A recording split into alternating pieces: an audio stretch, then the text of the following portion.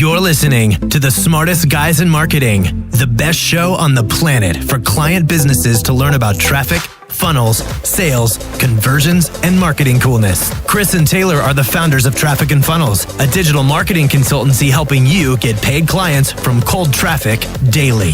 Now, here are your hosts, Chris and Taylor. What is up, crew? Hope you guys are doing amazing. It's a beautiful / nasty day here in Nashville, and we're doing big things. And it's exciting times. And just had an amazing time with Tori on one of her podcasts. If you don't know Tori, look her up. She's obviously in CK and Elite. She's in all this stuff, but she's got a great podcast. It's going to be a lot of fun. Go check it out when it's live. I don't know when she's going to release it. But yeah, we talked about a lot. Normalization, habits, routines, my origin story, which she had never heard before, how I started in copywriting and the reason that I started in copywriting, and just kind of that whole process. It was really fun. And I can talk about whatever you want to talk about today. You just let me know. And looks like some questions are coming in. So let's hit them. Jason says, hey, T, what are some of the traits you see when the people that come into CK and go from, say, 10K to 50 to 100K? Well, one of the biggest ones is belief. Do you feel like that's possible for you? Do you feel like you deserve that? Do you feel like that's too much money? I think going from 10K, if you're doing 10K a month, you already feel some bit of confidence because getting to 10K is cool and you've already made some money. But getting to 50K is like just about a lot of mindset. Do you trust the process enough to spend 10 grand in ads when historically that's all you've ever made? Because to do 50 to 100, sometimes you got to spend a little bit of money. It's a lot of mindset, a lot of belief. That's why we do Mindset Mondays and we do a mindset call on Fridays. All that stuff is really, really important, and it's by design, because if you come in and you're great at marketing, but you're not good at how you treat yourself and you don't treat yourself like an asset, big problem. You'd have to get more specific with me, though, if you want me to talk deeper on that. Sebastian says, still trying to figure out what hair products you use. My man, next time you're in Nashville, I'll tell you what, you're going to be here in a couple weeks. I'll try to get you a sample. It's called Rough Rider. If you go to Google and you type in Rough Rider, that is the hair product I use. It's the real deal. It is the real deal. Ryan Steenberg, how do you overcome feeling bored? I don't know if that describes it entirely. I just feel like everyone or everything is boring. My energy has been shat this week, and I don't know how to fix it. Yesterday, while Facebook was down, I redid my morning formulas. I'm going to see if that works. Not sure if one day is enough. Usually, if you're bored, dude, it's because your vision sucks. It's most of the time why you're bored, or you haven't looked at your vision.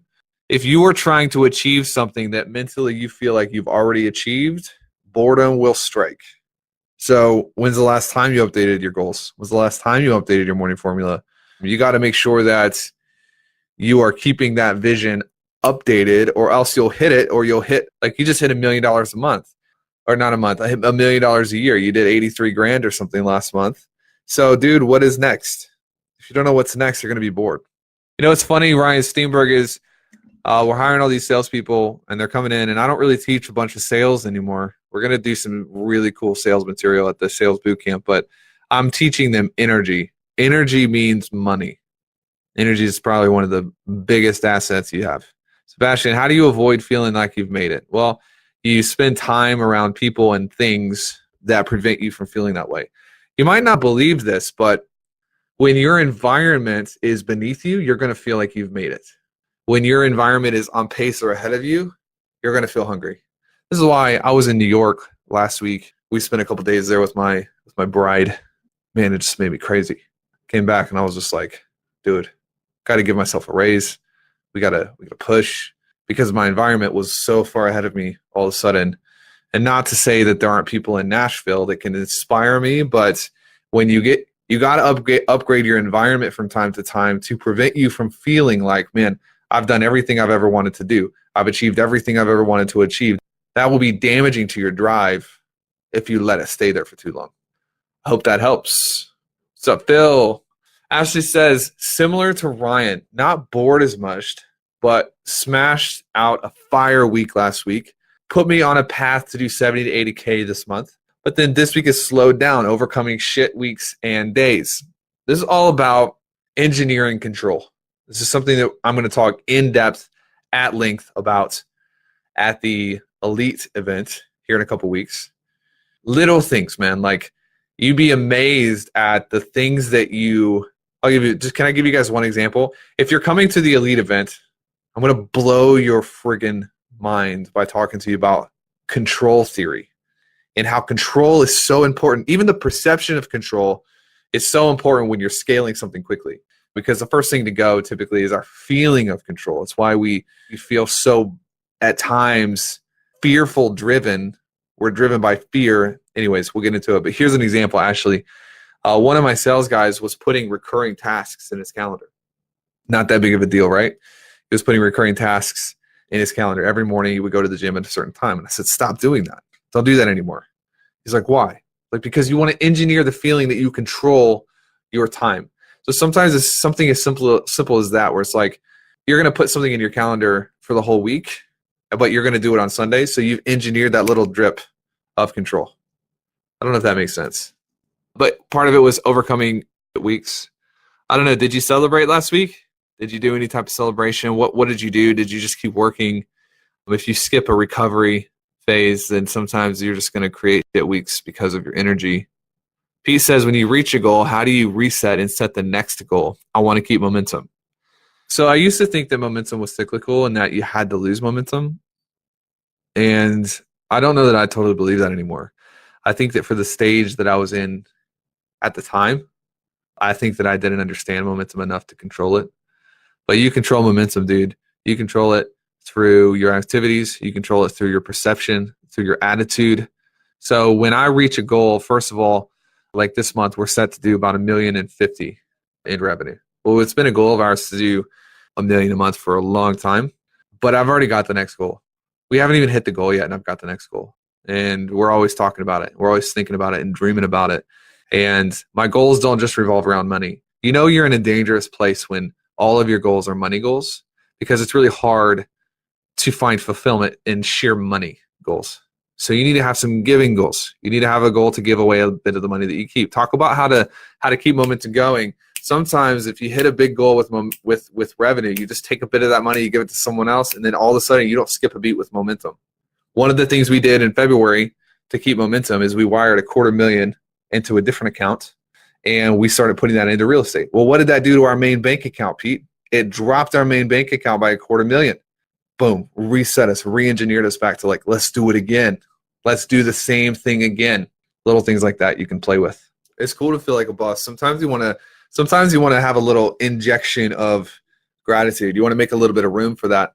And like, man, we hit $1 million this month. You know, I'm going to take my wife to an expensive dinner, and we're going to just celebrate it for maybe only a night. I'm not really that excited about hitting $1 million in a month. What I'm excited about is we've done it. We have overcome the obstacles on the way to getting to $1 million. So, dude, Ashley, for real, the more you can get yourself disconnected from like the revenue things, dude, just fall in love with waking up early and getting your shit done. And when you get there, like when you get that feeling, when like my fulfillment and my celebration comes from me being the right person, it's not that you're not going to enjoy the revenue goals. It's that you don't skip a beat. You're just like, what's next? Brian says, where have you learned the most about mental models and decision making? Without a doubt, Charlie Munger. No comparison. No one else even comes close. Charlie Munger, 100%. He's the smartest man alive in business right now, in my opinion. And although he's 8,000 years old, he's still very relevant. So you can buy Poor Charlie's Almanac. Yeah, Charlie Munger. Read everything you can by Charlie Munger. Daniel says, what would you say is the equivalent of putting in reps at the gym, but when it comes to mindset work? This is such a wonderful question. Obviously, like inputs are such a big deal. I'll tell you guys this. For almost a year and a half, I've started every single day by listening to the same audiobook. It's a rep in my input, in my consumption of material. And I like the way that it sets up my state for the day. And it's by Jim Rohn. And every single morning, I just know that it works for me. I like the state that it puts me in. And I listen to that every single morning, whether I want to, whether I don't, whether I feel like it, whether I don't. Doing things that push you outside of your comfort zone is then they make you scared. It's a rep. It's making that muscle stronger. Going up to somebody, sometimes recently, you guys want to know something on the inside. I'm an introvert and I don't get a lot of energy from just being around people. But I have made the decision in 2019 that I am just going to build relationships. And so I've been going to conferences and I'm going up and talking to people and I'm getting out there. It would be so much easier for me to stay in my little bubble with my little Teslas. But I'm not doing that. I'm getting out there. I'm meeting people. That's a rep, dude. It makes you stronger. Been super focused, Ryan Steenberg says, on the money recently because I've wanted to hit $1 million a year run rate. Yeah, you have other aspects in there you need to focus on 100%. Because money doesn't really mean much except for, it shows up as like a byproduct of value. But yeah, how many client case studies do you want? So if you read my morning formula, it's literally like the first 3 lines are how many case studies I have tied back to our companies. It's all about you guys. Brian says, what do you do for leisure activities and how much time a day during the week do you take to relax? Another great question, man. So I have this thing that I do on Wednesdays. So just to give you guys a glimpse into our schedules, Mondays are crazy. Tuesdays are crazy. Wednesdays are crazy. Thursdays are crazy. Fridays are crazy. Saturdays are crazy. You see what I'm like, really, like every day is pretty much gone. But one of the rituals that I have is Wednesday mornings. So Monday through Friday, I wake up at 5 to 5:15. I go to the gym and I go to Starbucks, grab about 30 minutes to myself, then I'm into work.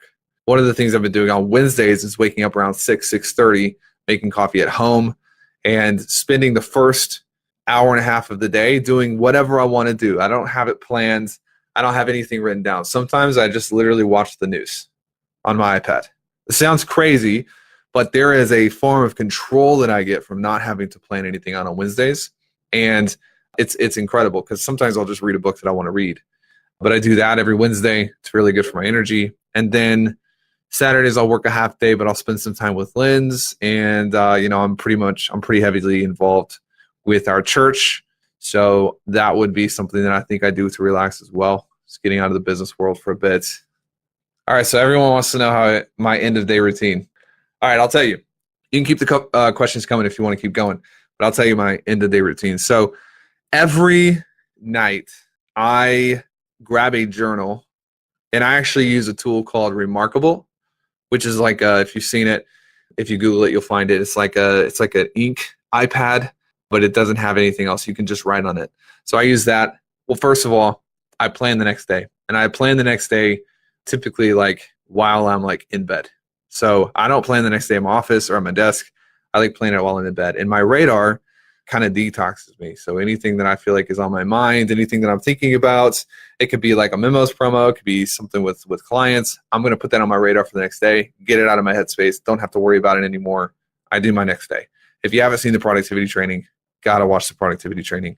And then I answer a series of questions about my day. And if you guys are familiar with Brendan Burchard, it's basically Brendan Burchard's planner questions for the end of the day.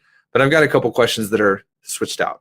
And I won't get into it now, but you answer questions like, what was my favorite part of the day? What dream or project did I move forward today? How could I have served better today? And you answer all of these things that really take the day and they put a bow on the day. So I'll do my planning. That usually takes me 15 minutes. I'll do this end of day journal where I'll answer the questions. That takes me about 10 minutes. And then I will read a biography, or sometimes I'll read a fiction book, something that is not going to like stimulate me very much. And what that really means is most nights I like pick up the Kindle and then like put it down and fall asleep because I've already cleared my brain. I'm in bed and I take Power Off, which is a nighttime supplement. Power Off about probably 5 minutes before my end of day. Adam says, if you're flying solo, what things would you track religiously, daily and weekly? Obviously, you want to track your energy. The way that I do this is at the end of the day. So I rate everything at the end of the day. So I've got this spreadsheet, and inside this spreadsheet, I have my sleep percentage, sleep time, the time I went to sleep, the time I woke up, my heart rate, my HRV, my readiness score, which this is all from Oura Ring, OURA.com. And then I have an end of day rating. A 2 is a perfect day. A 1 is a good day. A 0 is an average day. A -1 is a bad day. And a -2 is a horrible day. And I'll rate the day based on what I got done, my energy, etc. If you can track this religiously, like if you can actually go through 2 months, 3 months of this, what you'll start noticing is that there are certain patterns to how you perform. This is not marketing talk. This is self-enhancement. This is personal optimization. So if you're flying solo, the biggest thing you got to track and watch out for is your energy and how you got to prevent burnout if you're by yourself. So I would track this every single day. Obviously, you got to check your numbers. Hopefully, you're doing all of that already. Brian, I've noticed, guys, by the way, got about 5 more minutes. So if you have any last things, throw them through. I've noticed I'm extremely good up until about noon. Then I struggle in the afternoon. Do you have anything to avoid that? Yes. Take a 12 to 15-minute nap after your lunch. So eat lunch and then take about a 12 to 15-minute nap. You'll wake up. Your body's not getting into any type of deeper REM because you don't have enough time to do that. You're just getting a little bit of sleep. And actually, it's more meditative than it is sleep. So you'll lay there and you'll be trying to fall asleep, and you'll still be awake, and then all of a sudden your timer will go off and it's time to get up. But what it does is it is meditative. It just kind of tends to reset the day for you. So you get a morning in the morning, then you get another morning after lunch. That's what I do, and it works really well, and I love it. Ryan Steenberg, you're welcome, bro. You have earned it. Keep rolling. All right, Nappuccino, that's it, man. All right, guys, I don't see any other questions. It's good hanging out with you guys. It stopped raining, so I'm going to run to my car real fast and head out. Peace.